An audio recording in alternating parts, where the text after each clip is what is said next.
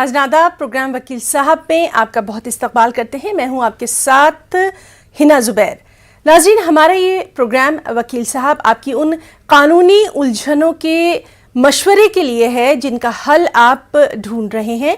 अगर आप किसी कानूनी मसले का हल चाहते हैं, किसी कानूनी चीज़ के बारे में जानकारी चाहते हैं, किसी लॉ के बारे में जानकारी चाहते हैं, तो हमारा ये प्लेटफॉर्म ख़ास आपके लिए है। आप हमें कॉल करिए, हमारे साथ जुड़िए और हमारे जो नंबर हैं वो आपके टीवी स्क्रीन पर फ्लैश हो रहे हैं। बस जब आप हमें कॉल करें तो अपनी टीवी की आवाज़ बंद कर दें ताकि आपकी बात जो हमारे ख़ास मेहमान हैं, हमारे जो वकील साहब हैं, उन तक पहुंच जाए।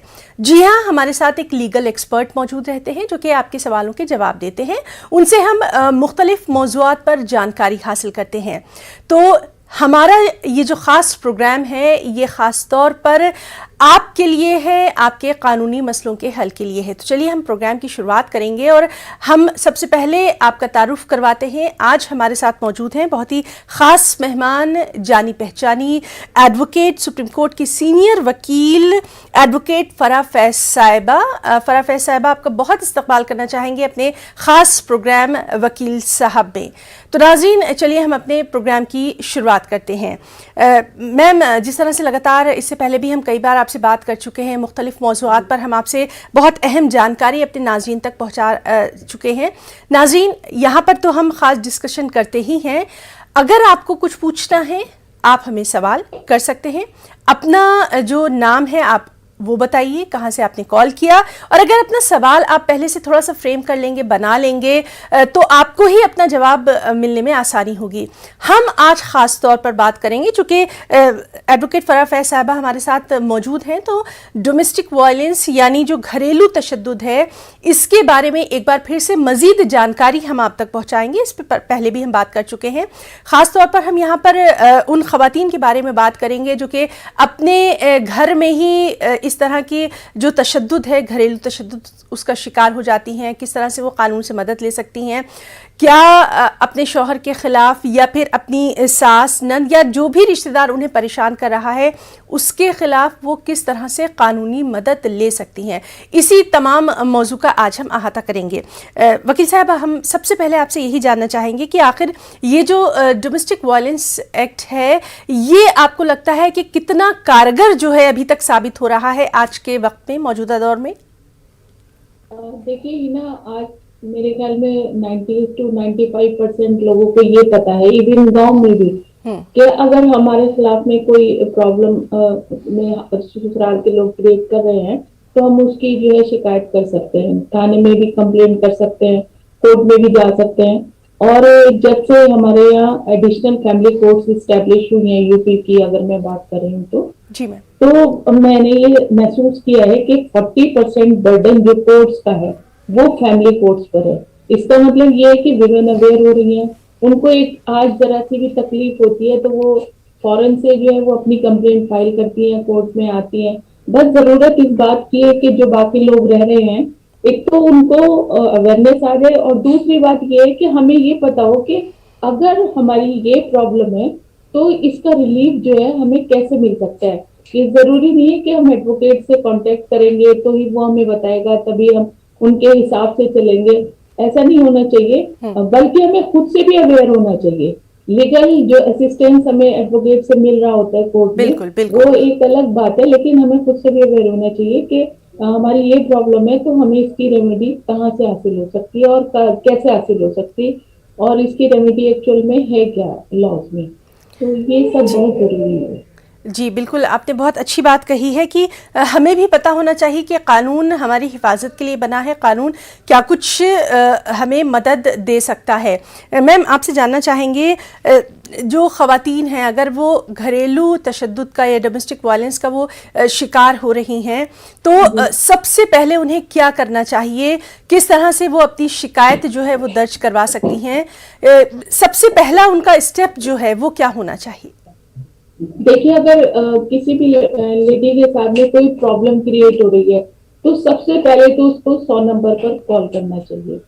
जैसे ही वो कॉल करती है तो पीसीआर जो है जहां पर वो है वो उसका एड्रेस पता करते हैं और वो एकदम से उसी जगह पर पहुंचती है पुलिस जो है। वो अपनी प्रॉब्लम बताती है और वहीं पर अगर छोटी मोटी बात है तो उसको सुलह करके जो है वो सुलझा लिया जाता है। लेकिन अगर मामला ज्यादा बड़ा होता है तो वो लोग उसको एडवाइस करते हैं या उनको अपने साथ भी ले आते हैं कि आप थाने में आ जाइए, वहां बैठ के बात होगी। तो अगर कोई लंबा मैटर है तो ये लोग थाने चले जाते हैं। वहां अगर मामला वर्बली नहीं सॉर्ट आउट हो रहा है तो उसको रिटन एक कंप्लेंट फाइल की जा सकती है। और अगर ज्यादा सीरियस ऑफेंसेस हैं या एलिगेशंस हैं तो उसकी फिर जो है एफआईआर लॉन्च कर ली जाती है। और अगर सीरियस ऑफेंसेस नहीं है तो फिर एनसीआर भी दर्ज हो जाती है। एक तो रेमेडी ये है और दूसरी रेमेडी ये है कि आप सीधे कोर्ट में भी अपना 498A का जो डोमेस्टिक वायलेंस है उसका सूट जो है वो फाइल कर सकती है। तो ये कंप्लेंट केस आपको दोनों तरह से अवेलेबल है जो कोर्ट में चलते हैं आपके यहाँ। तो इस तरह से जो है आपको आपके पास में ये लीगल रेमेडीज मौजूद है। जी वकील साहब, जिस तरह से हमने देखा है कि अक्सर मामला जो देखने में आते हैं वो या तो डाउरी को लेकर देखने में आते हैं या फिर किसी तरह का फिजिकल वायलेंस किया जाता है, मारपीट की जाती है। और आजकल जो सबसे ज्यादा आप भी इस बात से मुत्तफिक होंगी जो देखने में आ रहा है वो है एक मेंटल वायलेंस, मतलब दिमागी तौर पर किसी नफ्सियाती तौर पर जो तकलीफ देना या किसी को परेशान करना, खास तौर पर जो घर में खवातीन हैं उनको परेशान करना। क्या इनके लिए भी कानून एक औरत की मदद कर सकता है हमारा? हाँ बिल्कुल, इनमें ये सब चीजें जो है ये डोमेस्टिक वायलेंस में ही आती है। अगर डोमेस्टिक वायलेंस में हम अपना सूट फाइल करते हैं तो उसमें जो है वो बाकायदा मेंटल हरासमेंट के लिए, फिजिकल हरासमेंट के लिए जो डैमेजेस हमें पहुंचाए गए हैं लॉस के जरिए या हमारे हस्बैंड ने हमें इस तरह से टॉर्चर किया है तो उसके लिए हम बाकायदा कंपनसेशन भी डिमांड कर सकते हैं अपनी पूरी बात बता करके। तो फिर अगर हमें घर से निकाल दिया गया है तो उसमें जो है सेक्शन 19 में जो है वो रेजिडेंस की जो है फैसिलिटी भी आपको प्रोवाइड की जाती है। वो प्रोविजन है कि कोर्ट जो है आपको रेजिडेंस में रहने के लिए अलाउ कर सकता है जो आपका शेयरी मकान है इन लॉज के साथ में। तो ये सारी रेमेडीज जो है वो हमारे पास में मौजूद है बशर्ते कि हमें जानकारी हो इस बात की। बिल्कुल ठीक वकील साहब, आपने कहा कि जानकारी बहुत ज़रूरी है और इसीलिए हमारे ख़ास प्रोग्राम वकील साहब है जो कि आपका अपना प्लेटफॉर्म है। नाज़रीन, आप हमें कॉल कर सकते हैं किसी भी मामले पर। अगर आपको कोई कानूनी मशवरा हासिल करना है आप हमें कॉल कर सकते हैं, हमारे साथ इस प्रोग्राम में जुड़ सकते हैं। वकील साहबा हमारे साथ मौजूद हैं, यहाँ से आपको मशवरा मिल जाएगा। मशवरा लेने के बाद आप अपने करीबी जो वकील हैं, आपके जो लोकल लॉयर हैं, उनसे फिर आप रब्ता करके अपने मामले को आगे बढ़ा सकते हैं। यहाँ से आपको मशवरा मिलेगा। वकील साहब, आपसे हम जानना चाहेंगे, जैसे हम बात कर रहे हैं मेंटल जो वायलेंस है उसकी हमने बात करी, जहेज के ताल्लुक से लगातार हम बात करते रहे हैं। एक और आजकल जो मामले देखने में आ रहे हैं दूसरी शादी के ताल्लुक से देखने में आ रहे हैं, या तो ये कहीं ना कहीं पता नहीं होता जो अहलियां हैं, जो बीवी हैं उनको, या फिर ये है कि मेंटल टॉर्चर उन्हें इतना किया जाता है कि वो कुछ बोल नहीं पाती हैं। आपके सामने भी इस तरह के कुछ मामले आते होंगे, उसके लिए कानून क्या कुछ कहता है? एक्चुअली ये जो आपका क्वेश्चन है बहुत ही वाइटल है और ये आजकल बहुत ज्यादा है। इतना जैसे अभी ट्रिपल तलाक को लेके बहुत बड़ी आवाज एक उठी थी और एक कानून आया था, लेकिन मेरा कहना था और मेरा मानना भी यही है कि ट्रिपल तलाक से ज्यादा जो सीवियर प्रॉब्लम है मुस्लिम विमेन की वो है जो पॉलीगेमी कर ली जाती है। क्योंकि अमूमन से यही बताया जाता है कि एक जो मुसलमान मर्द है वो 4 शादियां कर सकता है, जबकि हमारा जो कुरान है वो बिल्कुल इजाजत 4 शादियों की नहीं देता। वो जो बाकी की शादियां, एक शादी के बाद जो दूसरी या तीसरी या चौथी शादी है, वो कंडीशनल एक परमिशन हमें मिली हुई है स्पेशल सर्कमस्टांसेस में, लेकिन कोई भी इस बात को बताता नहीं है। ये सबसे बड़ा अफसोस है। यहाँ तक कि जो ट्रिपल तलाक का केस चला था सुप्रीम कोर्ट में, वहां Jamiatul Ulama, All India Muslim Personal Law Board, इन लोगों ने खुद से अपना एफिडेविट फाइल किया था और ये कहा था कि कुरान की जो चैप्टर 4 है सूरह निसा, उसकी जो वर्स है, वर्स नंबर 4 है, तो वो खुद इस बात को कहती है कि अगर आप मतलब स्पेशल सर्कमस्टांसेस में आप जो है 2, 3, 4 निकाह कर सकते हैं, लेकिन अगर आपको ये अंदेशा हो कि आप बीवियों के बीच में जो है नाइंसाफी करेंगे, इंसाफ नहीं कर पाएंगे, इक्वल जस्टिस नहीं कर पाएंगे, तो आप सिर्फ एक शादी करेंगे। और फिर अगर इसी चैप्टर की जो वर्स नंबर 129 है उसको हम रीड करते हैं, तो उसमें ये कहा गया है कि आप कितनी भी कोशिश कर लीजिए तो ये मुमकिन ही नहीं है कि आप दो बीवियों के बीच में इक्वल जस्टिस कर पाए। तो ये दोनों वर्सेस इकट्ठा कोर्ट करके Jamiatul Ulama e Hind, All India Muslim Personal Law Board, इन्होंने अपने हलफनामे के साथ में सुप्रीम कोर्ट में दाखिल किया था और कहा था कि हमारे यहाँ जो है वो मोनोगेमी का ही। जी मैम, इस पर बातचीत जो है वो हमारी जारी रहेगी। हमारे पास अक्सर इस तरह के भी सवाल जो हैं वो लगातार आ रहे हैं कि कई बार हमने ये भी देखा है कि घर में ही घरेलू तशद्दुद करने वाली अक्सर खातून ही होती हैं, चाहे वो सास हो, नंद हो या फिर कोई और इस तरह की रिश्तेदार हो। तो क्या ऐसी सूरत में भी कानून हमारी कुछ मदद कर सकता है? कानून इस तरह का शिकार जो घरेलू तशद्दुद का होती है उनके लिए कुछ मदद कर सकता है?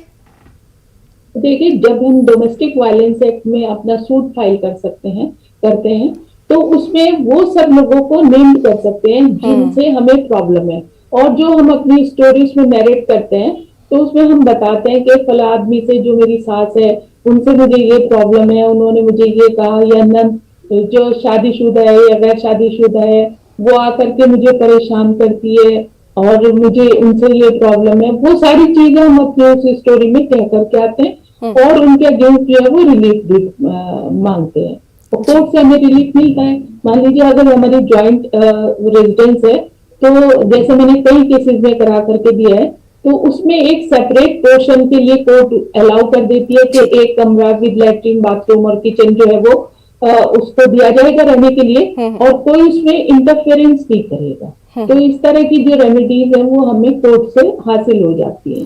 जी वकील साहब, आपसे ये भी जानना चाहेंगे, मेंटेनेंस के ताल्लुक से भी कई बार हमारे पास सवाल आते हैं, और ख़ास तौर पर जिस तरह से दूसरी शादी की बात कर रहे थे कि अगर दूसरी शादी कर लेता है एक मर्द, उसके बाद जो पहली उनकी जो बीवी हैं उनके सामने कई तरह की दिक्कतें आती हैं, क्या वो कानून की मदद ले सकती हैं? कानून जो है उनके लिए क्या कुछ कहता है?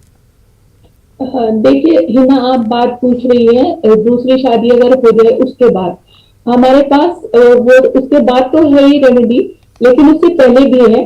अगर हम चाहें और हमें पता है, अगर टाइम से पता ये चल जाए कि हमारा हस्बैंड जो है वो दूसरी शादी करने के लिए जा रहा है, तो हम जो है एक सिविल सूट फाइल कर सकते हैं फैमिली कोर्ट में।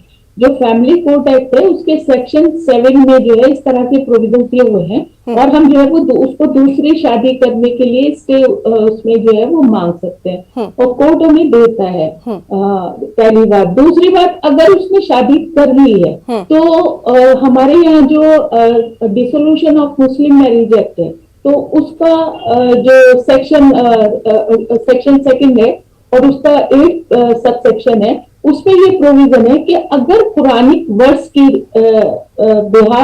के तर्ज पर अगर दोनों बीवियों के बीच में इक्वल जस्टिस नहीं है तो हम डाइवोर्स भी डिमांड कर सकते हैं, और मेंटेनेंस तो हम कर ही सकते हैं। मेंटेनेंस भी ले सकते हैं अपने हस्बैंड से, कोर्ट के थ्रू 125 में ले सकते हैं। डोमेस्टिक वायलेंस में जाकर के भी हम मेंटेनेंस मांग सकते हैं। डोमेस्टिक वायलेंस में जाकर के हम अपनी बात भी कह सकते हैं कि मेरे हस्बैंड ने दूसरी शादी कर ली, मेरे साथ भी इनजस्टिस हो रहा है, क्योंकि जो इक्वल राइट्स देने की बात कलाम पाक कहता है, तो उसका इम्प्लीमेंटिंग एजेंसी जो है वो कोर्ट ही होती है। तो हमारा जो शरिया एप्लीकेशन एक्ट है 1937 का, वो खुद इस बात को कहता है कि जितनी भी इस तरह की प्रॉब्लम्स हैं शरिया के हिसाब से डिसाइड होंगी, और अगर शरिया की जी वकील साहब, आपसे हमारी बातचीत जारी रहेगी। इस वक्त हमारे साथ एक कॉलर जुड़ना चाह रहे हैं जो आपसे कुछ पूछना चाहते हैं। चलिए उनकी हम पहले बात सुन लेते हैं। हेलो हेलो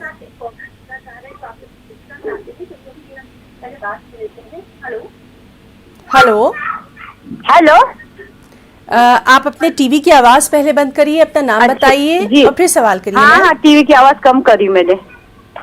हेलो जी, सवाल करिए। देखिए, मेरी परेशानी मैंने बताई उनको अभी। मेरा खुद का जाती मकान है, मैं रिटायरमेंट लेडीज हूँ और मैं 67 इयर्स की है बेटे, पेंशन आती, और मेरी बहू मेरे को बहुत परेशान कर रही है। जी हेलो, जी मेरे जी खुद जी के जाती मकान में से मुझे बोलती निकल यहाँ से तू। और वो बच्चे है उसके, मैं पूरा टेंशन नहीं करती सर मैं, और मुझे आंगों पे आती, धाव धाव के मारने आती। हाँ, कुछ भी गाली गलौज वगैरह करती है, ऐसी आपने बुरी बुरी कहाँ से बातें कॉल करती। किया है मैम? मैं पूना से बात कर रही हूँ।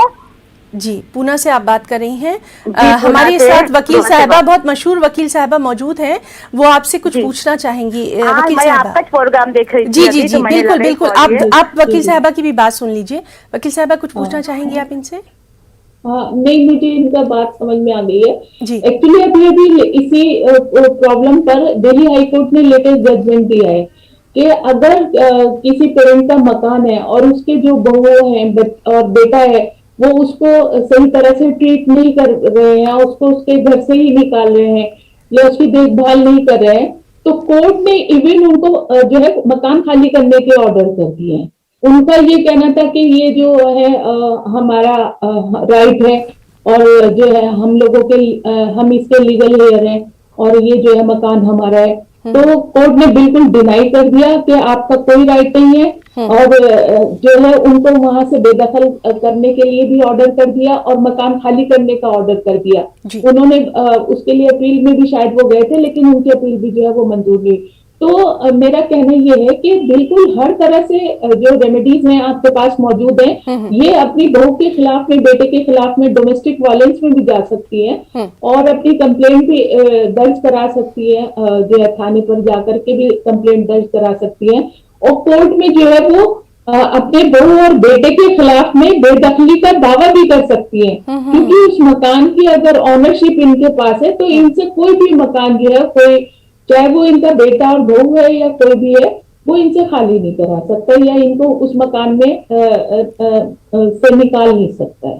जी बिल्कुल, बहुत शुक्रिया वकील साहबा आपका भी, और हमारी जो कॉलर थी जिन्होंने हमें कॉल किया उनका भी हम बहुत शुक्रिया अदा करना चाहेंगे। बात करने की कोशिश करेंगे अपने एक और कॉलर से। हेलो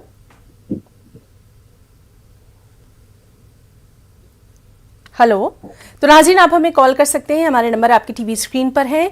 बराए मेहरबानी जब आप हमें कॉल करें तो अपने टीवी की आवाज़ बंद कर दें। बाद में आप हमारा ये जो प्रोग्राम है ये मुख्तलिफ जो सोशल मीडिया प्लेटफॉर्म है वहाँ पर ज़रूर आप अपनी आवाज़ भी सुन सकते हैं, अपनी जो बात है वो भी आप सुन सकते हैं। बस जब आप हमें कॉल करें उस वक्त टीवी की आवाज़ बंद कर दें ताकि आपकी बात जो है वकील साहिबा तक पहुँच जाए। जी वकील साहिबा, ये जिस तरह का भी केस आया आपने बहुत अच्छे अंदाज में बताया कि ये क्या कर सकती हैं और कानून इनकी भी हिफाजत के लिए क्या कुछ कहता है। हम बात कर रहे थे घरेलू तशद्दुद में मेंटेनेंस की या इस तरह के ताल्लुक से। कई बार आपके पास इस तरह के केसेस आते होंगे, तो किस तरह से उसमें आप हेल्प कर सकते हैं? देखिए, मेंटेनेंस का तो जो 125 सीआरपीसी है वो बहुत अच्छा प्रोविजन है। इवन विद इन 60 डेज उसको डिसाइड करने के लिए जो कहा गया है, बशर्ते कि वो नोटिस जो है वो सर्विस हो जाए।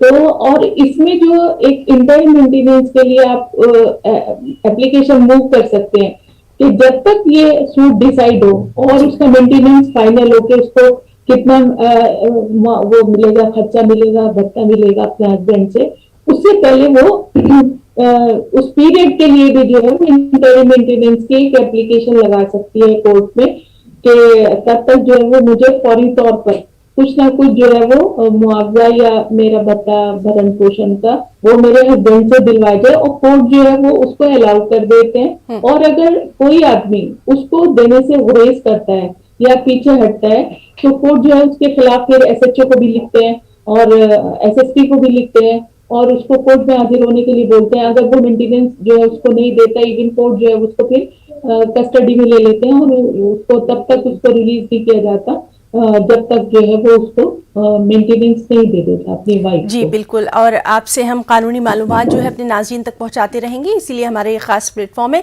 यहाँ पर नाज़रीन हम रुकना चाहेंगे एक छोटे से ब्रेक के लिए, कहीं जाइएगा नहीं, चल लौटेंगे। तो ब्रेक के बाद प्रोग्राम वकील साहब में एक बार फिर से आप सभी का तहे दिल से इस्तकबाल करते हैं। नाज़रीन आज हमारे साथ मौजूद हैं बहुत ही जानी पहचानी वकील, मशहूर वकील, सुप्रीम कोर्ट की सीनियर वकील एडवोकेट फराह फैज़ साहिबा, जिनसे हम बहुत ही अहम मामले पर कानूनी जो जानकारी है वो आप तक पहुंचा रहे हैं। घरेलू तशद्दुद, डोमेस्टिक वायलेंस और इसमें किस तरह की दिक्कतों का सामना जो है वो करना पड़ता है। ख़ासतौर पर हम यहाँ ख़वातीन के ताल्लुक से बात कर रहे हैं। आप हमें कॉल कर सकते हैं। इसके अलावा भी आप कुछ पूछना चाहें, किसी कानूनी अपनी मुश्किल का हल जानना चाहें तो हमारा ये प्लेटफॉर्म खास आपके लिए है। चलिए हम अपने प्रोग्राम को आगे बढ़ाएंगे। वकील साहब, हम आपसे जानना चाहेंगे, आपने एक बहुत अच्छी बात बताई कि जो भी ख़वातीन हैं उनको पता होना चाहिए, कम से कम कानून की जानकारी उन तक पहुंचनी बहुत ज़रूरी है। और आपने खुद ही देखा होगा कि मालूमात की कहीं ना कहीं अभी भी कमी है। आज भी हम ये देखते हैं कि अगर एक खातून के साथ कुछ जुल्म हो रहा है, चाहे वो नफ्सियाती तौर पर हो, मेंटल हो या फिर फिजिकल हो, तो आज भी वो कहीं ना कहीं वकील का नाम सुनते ही थोड़ा सा हिचकिचा जाती हैं, थोड़ा सा डर जाती हैं। तो ऐसे में एक खातून वकील के तौर पर आप क्या कुछ सलाह हमारे जो तमाम नाज़रीन, खास तौर पर आज ख़वातीन जो देख रही हैं, उनको क्या कुछ आप कहना चाहेंगी? किसी तरह का कोई सजेशन आप देना चाहेंगी? क्योंकि आपसे बेहतर ये बात कोई नहीं समझ सकता। बहुत आसान सा टिप ये देना चाहूंगी जो लोग इस प्रोग्राम को सुन रहे हैं, देख रहे हैं, उन लोगों के लिए, कि आजकल जो टाइम है वो नेट का दौर है, इंटरनेट का दौर है। अगर आपको कुछ भी नहीं पता है, आपको फोन तो सबके पास रहते ही हैं, आपको वो सब चलाना आता है, आप गूगल पे जो है एक क्वेश्चन डाल दीजिए तो उस पे सारे एक्ट आ जाते हैं, रेमेडीज आ जाती हैं। तो ये जरूरी नहीं है कि आप जो है वो जा करके कंफ्यूज हो। मान लीजिए अगर आप 2 एडवोकेट्स के पास चली गई तो वो पता चला कि उन्होंने अपनी राय दी, बताया, लेकिन कई बार क्या है कि सवाल को पूछने का थोड़ा सा तरीका भी अलग अलग हो जाता है। तो जैसा आप बताएंगी एडवोकेट तो आपको वैसी रेमेडी बता देगा, तो पता चलेगा आप कंफ्यूज हो गई हैं, ये भी रहता है। दूसरा एक हिचकिचाहट ये भी रहती है कि अगर हम जाएंगे तो हमें फीस देनी पड़ेगी एडवोकेट्स की, जो सबसे बड़ा कॉज है जिसकी वजह से लोग हिचकते हैं कि अगर हम जाएंगे तो पैसे कहाँ से आएंगे सब लड़ने के लिए। तो मैंने पहले भी एपिसोड में बताया था कि हमारे पास जो है वो लीगल एड की फैसिलिटी मौजूद है जी। आप जाकर के वहाँ का जो लीगल एड सेक्शन है वहाँ जाइए, एक एप्लीकेशन दीजिए। एप्लीकेशन देने के बाद में वो शायद आपसे आपका कुछ इनकम का प्रूफ मांगते हैं, जो आजकल हर एक किसी के पास में होता है। तो आप वो बता दीजिए अपनी इनकम क्या है और आप क्यों पे नहीं कर सकती एडवोकेट की फीस या कोर्ट के एक्सपेंसेस भी नहीं कर सकती। तो वहां से आपको जो एडवोकेट जिन्होंने अपने नाम को पैनल कराया हुआ है, इम्पैनल कराया हुआ है, कोई भी एक एडवोकेट जो है वो अलॉट कर दिए जाते हैं और वो एडवोकेट आपकी पूरी बात सुनेंगे, आपका केस फाइल करेंगे कोर्ट में और आपके कोई भी एक्सपेंसेस आपको नहीं करने पड़ेंगे, कोई एडवोकेट की फीस नहीं देनी पड़ेगी। तो जितना भी वो वर्क करेंगे एडवोकेट आपकी तरफ से, उसके लिए जो है वो उन्हें सरकार से कोर्ट के थ्रू जो है वो केस डिसाइड होने के बाद में सरकार से मिल जाता है। तो आपके लिए कोई परेशानी नहीं है, बस लेकिन ये है कि आपको पता हो आपको कहाँ जाना है, जरूरी ये बात है। बहुत बहुत अच्छी बात, अच्छी जानकारी आपने हमारे नाज़रीन तक पहुंचाई है और मुझे पूरी उम्मीद है कि वो इससे इस्तिफादा हासिल करती रहेंगी। चलिए अब हम बात करने की कोशिश करते हैं अपने एक और कॉलर से। हेलो हेलो हेलो, अस्सलाम वालेकुम। वालेकुम सलाम जी, मेरा नाम हैंगर है, कर्नाटक बेंगलोर से। जी सर। और मेरा सवाल है प्रॉपर्टी के ऊपर। जी सर, बिल्कुल। दादा ने एक दादा प्रॉपर्टी खरीदे थे और दादा गुजर जाने के बाद वो प्रॉपर्टी क्या बोलते हैं बंटवारा हुई और बंटवारे में चाचा को 3 दुकानें आई। अभी चाचा को जो है उनकी पैसों की जरूरत है और वो बेचना चाहते हैं दुकान और मैं खरीदना चाहता हूँ। अभी चाचा बोल रहे हैं कि उनके बच्चों का सिग्नेचर या फिर कंसेंट नहीं चाहिए रजिस्ट्री के टाइम। इनका कुछ रूल है क्या मुस्लिम लॉ में? अगर मैं खरीदूंगा तो कुछ प्रॉब्लम होगा क्या? बहुत अच्छा आपने सवाल किया है और ये दिखाता है कि कानूनी तौर पर हमारे जो नाज़रीन हैं वो कितने अवेयर हो रहे हैं। बहुत अच्छा सवाल आपने किया और वकील साहबा हमारे साथ मौजूद हैं, चलिए उन्हीं से जानेंगे। जी वकील साहबा, इनके दादा ने कोई जायदाद ख़रीदी थी, अब ये अपने चाचा से जो है उसको लेना चाहते हैं, लेकिन ये कह रहे हैं कि इनके चाचा के जो बच्चे हैं वो उस पर कुछ साइन नहीं करेंगे। आगे मुस्तकबिल में इनको किसी तरह की कोई परेशानी ना हो उसके लिए क्या कुछ? देखिए पहली बात तो इन्हें ये शो करना पड़ेगा कि इनके चाचा के पास में वो जो प्रॉपर्टी आई है, वो जो इनका फैमिली सेटलमेंट हुआ है, तो वो वाली जो कोई भी डीड जी जी जी इसमें आई होगी, एग्जिस्टेंस में आई होगी, तो उस डीड का हवाला दे करके अगर ये रजिस्ट्री करा लेते हैं, बैनामा करा लेते हैं, तो इनको कोई दिक्कत नहीं है। इनके चाहे उन चाचा के बच्चे उस पर साइन करें या ना करें, क्योंकि वो दादा की प्रॉपर्टी थी, वो दादा के बाद से वो इनके जो फादर वाली जनरेशन थी उनको मिल गई थी। अब उसमें जिसके हिस्से में जो प्रॉपर्टी आई है वो आगे जो है वो किसी को अगर जरूरत पड़ने पे सेल कर रहे हैं तो उसमें कोई दिक्कत नहीं है। अगर रजिस्टर्ड मतलब पूरा बैनामा करा के रजिस्ट्रेशन करा करके उसका ले रहे हैं तो उसमें कोई दिक्कत नहीं आएगी।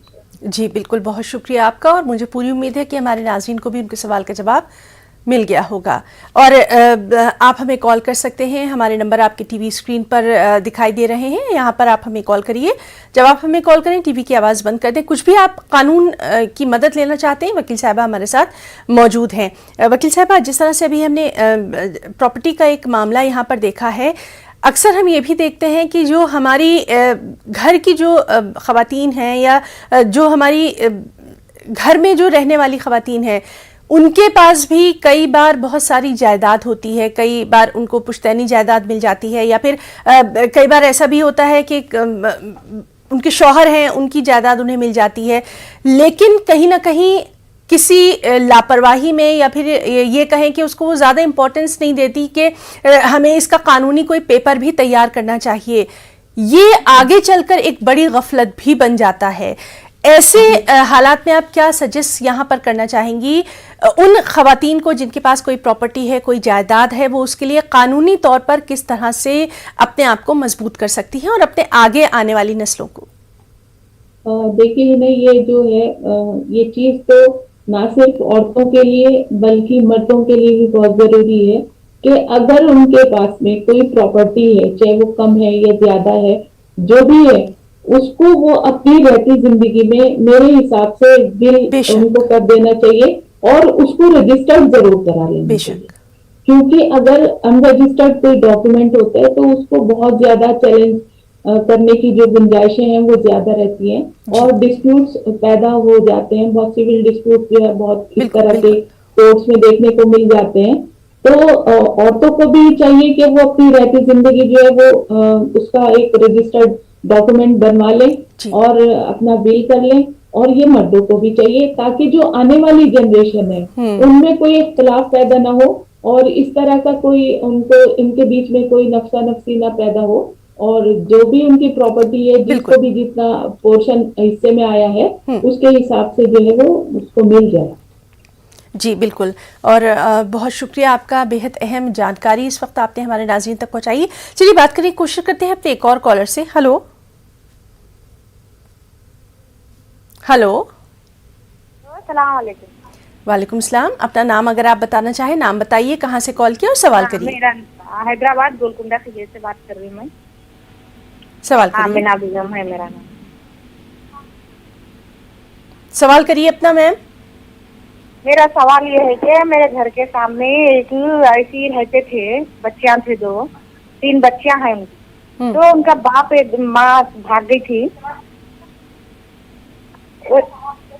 टीवी की आवाज बंद करके मैम बराए मेहरबानी आप अपना सवाल जल्दी से करिए। वो बच्चियां को उनके बाप फुल मारे थे, समझो मर गए करता, मारे थे पूरा जंजीरा से उससे जी मारे। तो हम लोग वहाँ PS में दिए उनके बाप को। PS में देने के बाद उनके पुलिस वाले क्या बोले, माँ भी अच्छी नहीं है। बच्चियां का सवाल ये है कि माँ भी हमारे से भीख मांगने लगा रही, बाप भी हमारे को तकिया डाल दिया था हम लोग पे। तो उसमें पुलिस वाले क्या करे, हॉस्टल में डालते बोल के अनाथ आश्रम में डाल दिए बच्चों को। तो मेरे जरिए से डाले, मगर अब मेरे को खुद जो बच्चियों को मिलने नहीं दे रहे। वो बच्चियां क्या है बोलो तो माँ से भी नहीं मिलना चाह रहे, बाप से भी नहीं मिलना चाह रहे, क्योंकि खतरा है उनको। तो मेरे को क्या कर रहे, मैं गई तो वो उन लोग क्या कर रहे मालूम है, अनाथ आश्रम वाले पूरे टीचर नहीं मिलने देते, आपको क्या रिश्ता है आपका वो है बोले। तो मैं घर के सामने थी मैं उनके, मगर उनको इतना बताई, मेरे घर में रख ली मैं 2-3 महीने बच्चों को। उसके बाद उनकी अम्मा आके टॉर्चर करके लेके गई, भीख मांगने की लगे। तो बच्चा आपको नहीं ये लेके लगता देते। है कि क्या किसी ने वहां पर ये इंस्ट्रक्शन दिया है कि वो लोग आपसे ना मिल पाए? हाँ, उनकी अम्मा गए थे गेट पे जाके बोले गए थे, एक बार मिलने दिया गए थे उनकी अम्मा को, बोले गए थे उनकी अम्मा वो सामने वालों को आपको मिलने दियो बोले गए थे। बच्चे खुद बोले कि अम्मा जी अम्मा करने के लिए। तो नाज़रीन, एक बार फिर से आपसे यही दरख्वास्त है कि जब आप हमें कॉल करें, बराए मेहरबानी टीवी की आवाज़ बंद कर दें ताकि आपकी बात जल्द से जल्द हमारे जो वकील साहब हैं या वकील साहबा उन तक पहुंच जाए। जी वकील साहबा, ये अपनी नौइयत का किस तरह का केस आया है? इन्होंने मदद करी थी कुछ बच्चियों की और उन बच्चियों को फिर एक जगह डाल दिया गया, लेकिन वहाँ पर उन्हें मिलने नहीं दिया जा रहा। क्या ये उस सिलसिले में कुछ कानून की मदद ले सकती हैं? बिल्कुल ले सकती हैं। जैसे इन्होंने कंप्लेंट फाइल किया था, ये जो मैं समझ पा रही हूँ जितनी बार जी जी कि इन्होंने ही कंप्लेंट किया और ठीक है उनकी मैम। कंप्लेंट पर जो है वो एक केस शायद रजिस्टर हुआ होगा, जिसकी वजह से जो है वो बाप को फिर जो है बिल्कुल, बिल्कुल। मेरे ख्याल में जेल के लिए भेजा गया होगा और बच्चों को जो है वो अनाथ आश्रम भेज दिया बिल्कुल गया। मैम। तो वो केस जो है वो कोर्ट में चला गया होगा। जो भी कंसर्निंग कोर्ट है ये वहाँ एप्लीकेशन दे, बताएं कि मैं कंप्लेनेंट हूँ इस केस के और मैं बच्चों का ख्याल रखती थी। अगर बच्चे भी चाहते हैं और इनसे मना मिलने में वो इंटरेस्टेड है, तो कोर्ट इनको अलाउ कर देगा और ये जाकर के कोर्ट की परमिशन के साथ में उन लोगों के साथ में मिल सकती है। कोई इनको मनाही नहीं करेगा। उनकी मदद चाहे कितना भी बोल करके आ जाए अनाथ आश्रम में जा करके, लेकिन कोर्ट के ऑर्डर का कोई भी कंप्लायंस करने से कोई भी एजेंसी मना नहीं कर सकती। तो इसके लिए जरूरी है कि प्रॉपर चैनल से वहां जाए। अगर ये वैसे जाएंगे तो फिर क्योंकि इनका कोई रिलेशन नहीं है, ब्लड बिल्कुल रिलेशन मैम। नहीं है, ठीक। कोई कॉज नहीं है, तो ऐसे ठीक। तो कोई भी नहीं मिलने देगा इनको। बहुत ही अहम जानकारी ये रही है कि आप एक प्रॉपर चैनल के जरिए जाएं, कानून का सहारा लें, कानून आपकी मदद के लिए है। बहुत बहुत शुक्रिया वकील साहबा आपका। लगातार आपके साथ हमारी ये बातचीत जो है वो जारी है। नाज़रीन के कॉल्स का सिलसिला भी लगातार जारी है। यहाँ पर रुकना चाहेंगे एक छोटे से ब्रेक के लिए, कहीं जाइएगा नहीं, जल्द लौटेंगे। तो ब्रेक के बाद प्रोग्राम वकील साहब में एक बार फिर से आप सभी का तहे दिल से इस्तकबाल करते हैं। हमारे साथ मौजूद हैं एक जानी पहचानी मशहूर वकील, सुप्रीम कोर्ट की सीनियर वकील एडवोकेट फराह फैज साहिबा, जिससे हम अहम जानकारी जो है कानूनी मालूमात आप तक पहुंचा रहे हैं। आप हमें कॉल भी कर सकते हैं, लगातार आपकी कॉल्स का सिलसिला भी जारी है। वकील साहिबा, हम अपने प्रोग्राम को आगे बढ़ाएंगे और हम आपसे ये जानना चाहेंगे, जिस तरह से अभी हम घरेलू तशद्दुद की बात कर रहे थे या फिर प्रॉपर्टी की हमने बात करी, यहाँ पर हम आपसे एक और जानकारी जो है वो अपने नाज़रीन तक पहुंचाना चाहेंगे कि कई बार हमने ये भी देखा है कि जो डोमेस्टिक वायलेंस का जो कानून है या फिर इस तरह के जो कानून है उनका कहीं ना कहीं गलत इस्तेमाल भी होता है। कई बार जो मर्द हज़रात हैं उनको भी कहीं ना कहीं गलत मामलों में फंसा दिया जाता है। क्या इस सिलसिले में वो लोग भी कुछ मदद हासिल कर सकते हैं? कई बार ऐसा भी होता है कि किसी जाती दुश्मनी की वजह से या फिर गलत मामलों में अगर वो फंस जाएं तो फिर वो कानून की मदद किस तरह से ले सकते हैं? देखिए, इसमें ऐसा नहीं है कि अगर डोमेस्टिक वायलेंस का या जैसे 498 है या डाउरी प्रोहिबिशन एक्ट आया है, वो औरतों की अगर हिफाजत करता है तो मर्दों को जो है वो बिल्कुल उसमें क्रश कर देगा।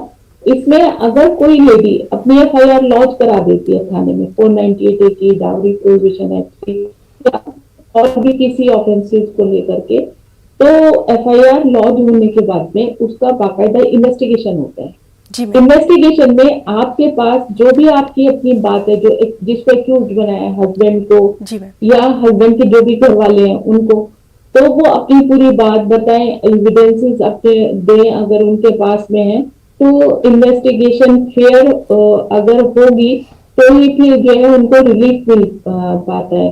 अगर आपको ये लगता है कि आपका जो इन्वेस्टिगेशन है वो फेयर नहीं हो रही है, तो उसके लिए जो है वो आप कंसर्निंग कोर्ट में एक एप्लीकेशन भी मूव कर सकते हैं और एप्लीकेशन मूव करने के बाद में आप वहां से फेयर इन्वेस्टिगेशन के डायरेक्शन ले सकते हैं। हालांकि इन्वेस्टिगेशन में कोई भी कोर्ट जो है या कोई भी एजेंसी जो है वो मदाखलत नहीं कर सकता, लेकिन फिर भी हम फेयर इन्वेस्टिगेशन की डायरेक्शन ले सकते हैं।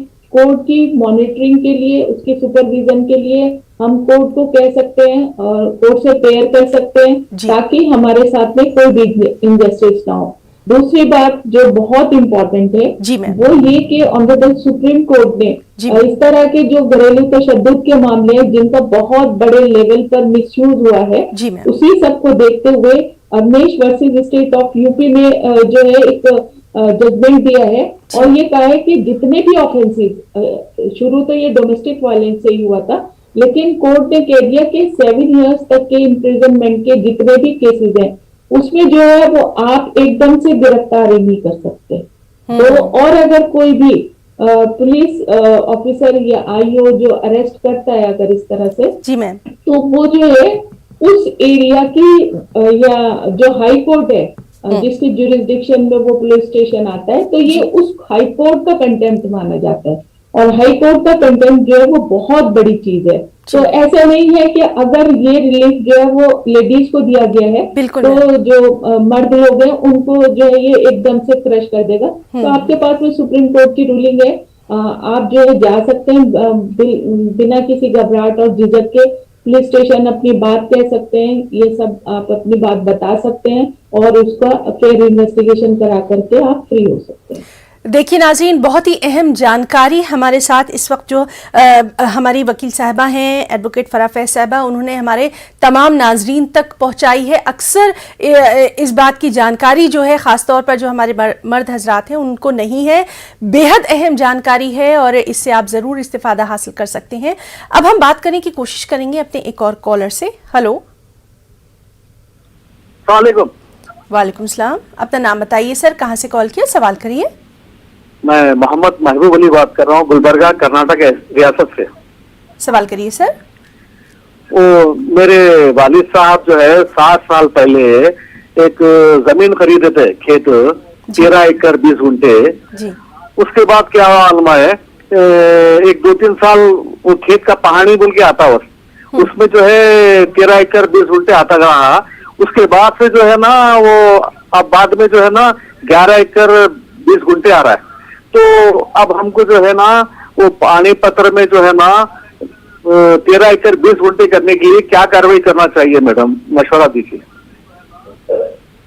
ये ना मैं इनकी जो थोड़ा सा प्रॉब्लम है वो बहुत ज्यादा नहीं समझ पाई कि ये तो समझ में आया कि इनके जो दादा हैं या उन लोगों ने कोई लैंड परचेज किया था, एग्रीकल्चर लैंड। अब इनका प्रॉब्लम किस चीज को लेकर के आ रहा है? ये पानी के बारे में जानना चाहते हैं। सर आप अपनी बात एक बार फिर से यहाँ दोहराएंगे, रिपीट करिए।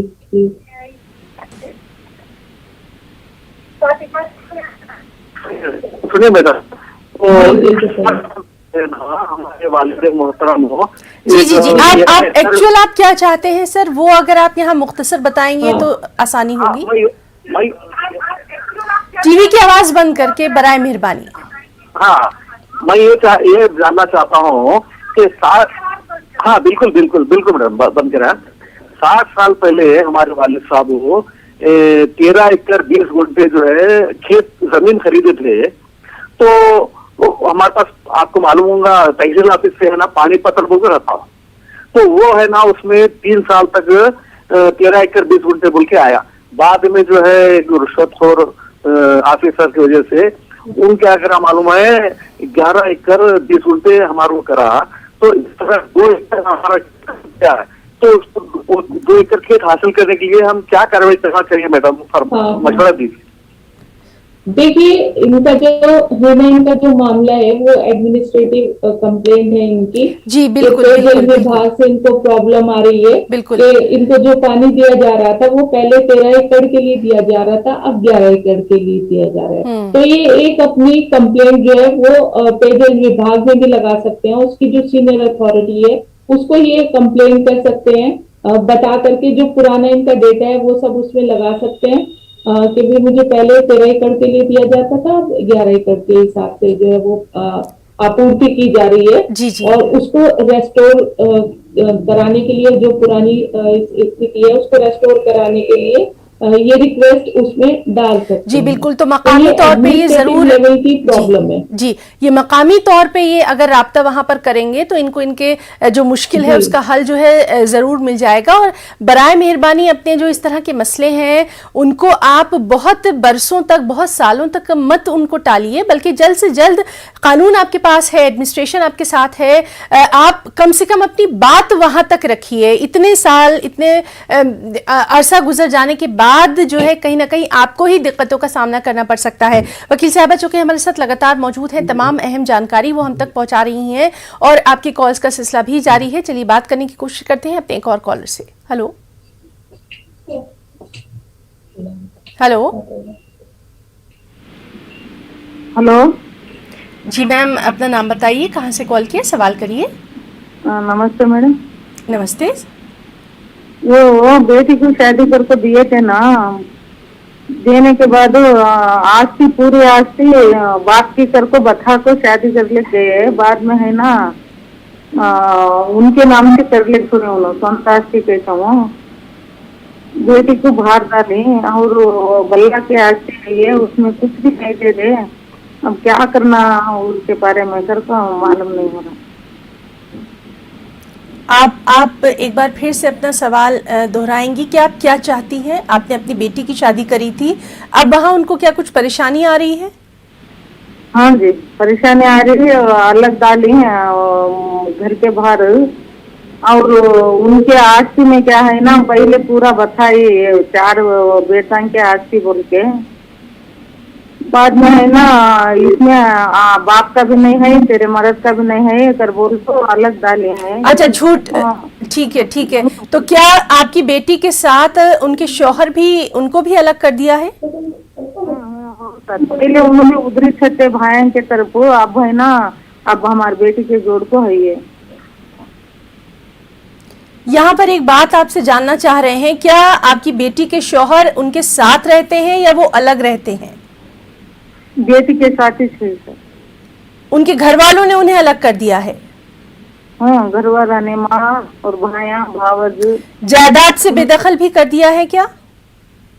हाँ जी, ज्यादा आस्ती में कुछ भी नहीं दिए, पूरे उनके नामा से, भाया के नामा से, भावजा के नामा से कर ले को है ये। इस हिस्से में क्या कोई कागज कोई वसीयत है वहाँ पर? नहीं, कागज में इनका क्या भी नहीं है, इनके अब्बा उनका भी क्या भी नहीं है। मिल को रहने की आस्ती उनके अब्बा का भी नहीं, इनके अब्बा के भी नहीं, 4 हिस्सों भी मिल को कमाई तो आस्ती वो। बहुत शुक्रिया हमें कॉल करने के लिए। तो नाज़रीन देखिए, लगातार आपसे हमारी यही दरख्वास्त है कि जब आप सवाल करें तो बराए मेहरबानी थोड़ा सा मुख्तसर करें और पहले से अगर आप सोच लें कि आपको क्या पूछना है तो यहाँ पर आसानी होगी, आपका ही वक्त बचेगा। जी वकील साहबा जायदाद के ताल्लुक से हैं, इन्होंने अपनी बेटी की शादी की थी, लेकिन अब उनके ससुराल वालों ने उनके जो बेदखल कर दिया है, बेटे को भी बेदखल कर दिया है, बहू है उसको भी बाहर कहीं पे घर दिया है। ये क्या कुछ कर सकते हैं? और कहीं कोई पेपर, जो लीगल पेपर की हम बात कर रहे हैं लगातार, वो नहीं है। देखिए, इसमें ही ना पहली बात तो ये कि इन्होंने ये बताया कि कोई भी इस तरह का डॉक्यूमेंटेशन नहीं हुआ है जी मैम, उन्हें बेदखल करने का। और दूसरा एक जो इसमें क्वेश्चन में बात रह गई है वो ये कि जो प्रॉपर्टी जिससे बेदखल हुए हैं, क्या वो पुरानी थी, जो उनके पूर्वजों से चली आ रही थी, एंसेस्ट्रल प्रॉपर्टी थी कि सेल्फ परचेस्ड प्रॉपर्टी थी? अगर किसी माँ बाप की सेल्फ परचेस्ड प्रॉपर्टी है तो फिर तो वो उसकी मर्जी है कि वो किसको देगा किसको नहीं देगा अपनी रहती जिंदगी में। अगर वो नहीं है तो फिर तो ये अपना राइट क्लेम कर सकते हैं, सक्सेशन राइट क्लेम कर सकते हैं उसमें। वो इनको उससे जो है कोई भी मना नहीं कर सकता, कोर्ट जो है वो इनको देगी। लेकिन अगर वो एंसेस्ट्रल प्रॉपर्टी थी तब भी इनको इनके राइट मिलने से कोई मना नहीं कर सकता, तब भी इनको जो है इनके राइट्स मिलेंगे, प्रॉपर्टी में इनका हिस्सा मिलेगा और ये वहां रह सकते हैं। जरूरत इस बात की है ये कोर्ट की तरफ मुंह करें और इन्हें जो है वो अपने राइट्स को क्लेम करने के लिए सिविल सूट फाइल करना पड़ेगा। बिल्कुल, बहुत शुक्रिया वकील साहबा आपका। आपने बहुत ही आसान तरीके से इनकी इतनी मुश्किल जो है उसको हल यहाँ पर किया है। आप अपने मकामी जो भी वकील हैं आप उनसे ज़रूर रब्ता कर सकते हैं, वो कोई ना कोई आपको जो है कानूनी इस मामले में पेशरफ्त कर सकते हैं। यहाँ से वकील साहबा ने आपको बहुत अच्छा एक मशवरा दे दिया है। नाज़रीन, यहाँ पर हम रुकना चाहेंगे एक छोटी सी ब्रेक के लिए, चल लौटेंगे। तो प्रोग्राम वकील साहब में एक बार फिर से ब्रेक के बाद आपका तहे दिल से इस्तकबाल करते हैं। हमारे साथ मौजूद हैं सुप्रीम कोर्ट की सीनियर वकील एडवोकेट फराह फैज साहिबा, जिनसे हम कानूनी जानकारी आप तक पहुंचा रहे हैं। आपकी कॉल्स का सिलसिला भी जारी है। चलिए बात करने की कोशिश करते हैं अपने एक और कॉलर से। हेलो हेलो, अस्सलाम वालेकुम। वालेकुम सलाम। हमारे वालिद की प्रॉपर्टी, तो उसमें हमारे भाना का शादी कर को दे डाले कर को बोल को लेडीज को उनके हक अदा नहीं कर रहे उन्होंने, और एक पेपर आके कि बनाना बोल को ले को जाको भाई को बचेंगे पूरे नाम पेपर हमको सिग्नेचर ले को रख लिया, अपने कब्जे में कर ली पूरे पेपर उन्होंने। इसके हाथ से क्या तो भी हो सकता है क्या मैडम? सर आप अपना नाम बताइए, आपने कहाँ से कॉल किया है और किसके ताल्लुक से आप बात कर रहे हैं, थोड़ी सी वजाहत चाहिए। नहीं, हमारे बीवी के बहन हमारे साले साहब है ना, उन्होंने 2 बहनों के शादी कर दिया बोल के उन्होंने हमें क्या भी तुम ना देते नहीं, तुम ना हिस्सा इसके अंदर कर को बोल को ये करते ही उस वजह से, और क्या कि पेपर ना बनाना बोल को भाना को सब बुला ले को जाको उन्होंने सिग्नेचर ले लिए, अब तुम्हारा क्या भी नहीं है कर को बोलते ही हमें तुम्हारे शाहजहां कर को दिए, ऐसा हो गया उसकी वजह से। तो ये सर ये जो सिग्नेचर किया, ये किसने सिग्नेचर किए थे, साइन किसने किया, क्या उन्होंने पढ़ा नहीं था? नहीं मैडम, क्या है कि कुछ पेपर ना बनाना बोल के भाई के भरोसे पे बहन ना चले गए डाल दिए मैडम। जी भाई के ऊपर बहुत भरोसा रहता है ना। जी ठीक है, आपकी बिल्कुल बात समझ में आ रही है। और आज जिस तरह के सामाजिक ताने बाने में हम रहते हैं वो भी यहाँ पर वाजे कर रहा है कि आपकी जो अहलिया हैं, आपकी जो वाइफ हैं, उन्होंने अपने भाई के कहने में आकर कुछ पेपर्स पे साइन कर दिया, अब उन्हें कोई जायदाद नहीं मिल सकती है। इसके ताल्लुक से आप जानना चाह रहे हैं कि क्या कुछ मदद ले सकते हैं?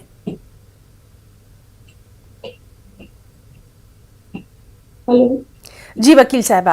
जी एक्चुअली इनकी जो प्रॉपर्टी है उसमें जो अभी जो हमारे यहाँ इंडियन प्रॉपर्टी लॉ है उसके हिसाब से डिवीजन होता है। ये लोग सिविल सूट में जा सकते हैं और ये डिपेंड करता है, पहले तो गलती इन्होंने ये की कि इन्हें साइन नहीं करने चाहिए थे।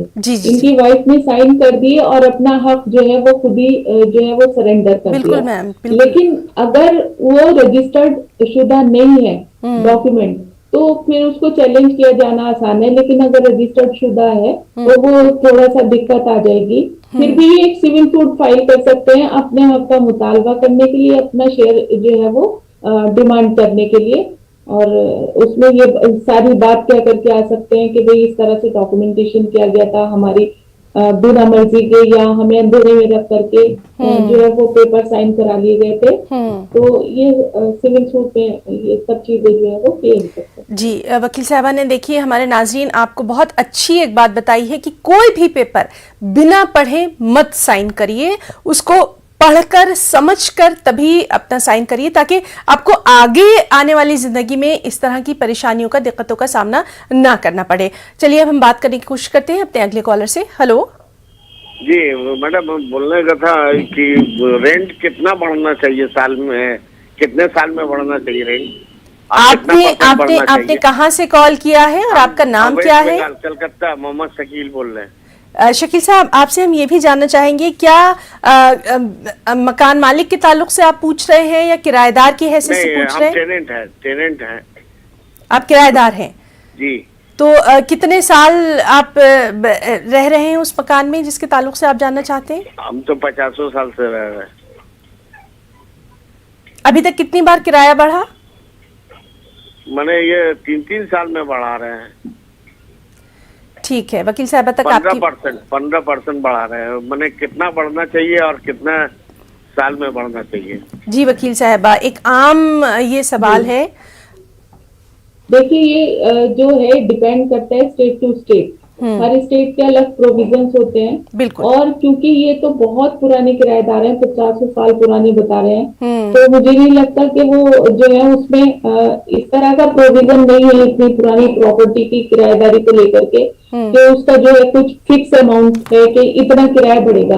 ये टोटल जो है अंडरस्टैंडिंग होती है जो टेनेंट है और जो लैंडलॉर्ड है उनके बीच की, कि वो कितना % किराया बढ़ाएंगे, और ये दोनों की रजामंदी से बढ़ता है। जी मैम। ऐसा नहीं है कि वो 15% का कोई कानून है और वो इन पे इम्पोज करेंगे और वो हो जाएगा, तो ये नेगोशिएबल है ये चीज। जी बहुत शुक्रिया आपका सवाल का जवाब देने के लिए, और साथ ही साथ हमारे कॉलर का भी बहुत बहुत शुक्रिया। और वकील साहबा, यहाँ पर ये भी आपसे जानना चाहेंगे, जब इस तरह के सवाल आ ही गया है कि जो भी किराएदार हैं और जो भी मकान मालिक हैं, हालांकि इस ताल्लुक पर हम एक अलग एपिसोड में भी बात करेंगे आपसे, क्या जो इम्पोर्टेंट पॉइंट्स हैं वो किराएदार को क्या कुछ ध्यान में रखना चाहिए, किस तरह का उन्हें एग्रीमेंट या कुछ लीगल पेपर उन्हें बनवाना चाहिए, इस तरह की कुछ आप मशवरा देना चाहेंगी?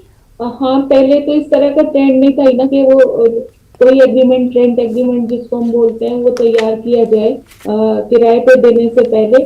पहले लोग इसी तरह से अपने गुड फेथ में जो है वो मकान किराए पर दे दिया करते थे, और बहुत ज्यादा रेंट का चलन भी नहीं था, दे दिया किसी ने, बहुत कम रेंट हुआ करता था। और जिस अरसे की ये बात बता रहे हैं उस अरसे में तो बिल्कुल भी इन चीजों के कोई मायने नहीं थे।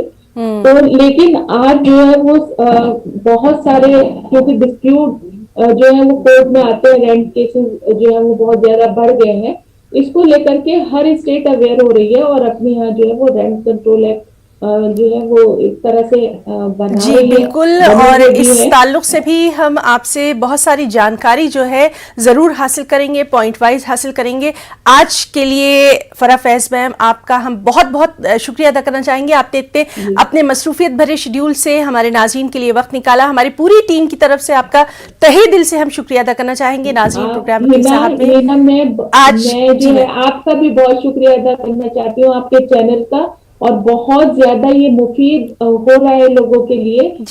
ये मैं बात बताना चाहती थी कि जितने भी आप लिंक्स वगैरह फिर बाद में भी भेजते हैं, तो वो उन लिंक्स के थ्रू भी एक अवेयरनेस लोगों में आ रही है। जी मैम, बिल्कुल यही हमारे इस प्रोग्राम का मकसद है, और बहुत शुक्रिया आपका अदा करना चाहेंगे। आदा।